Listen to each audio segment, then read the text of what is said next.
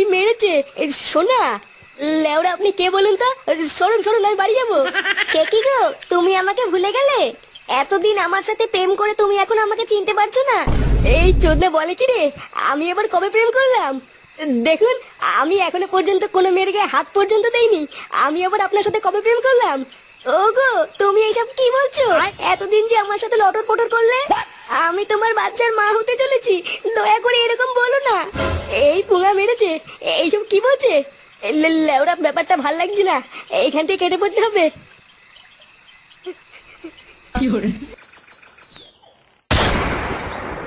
নগেন, এই নগেন, কিরে নগেন, বাইরে আয়।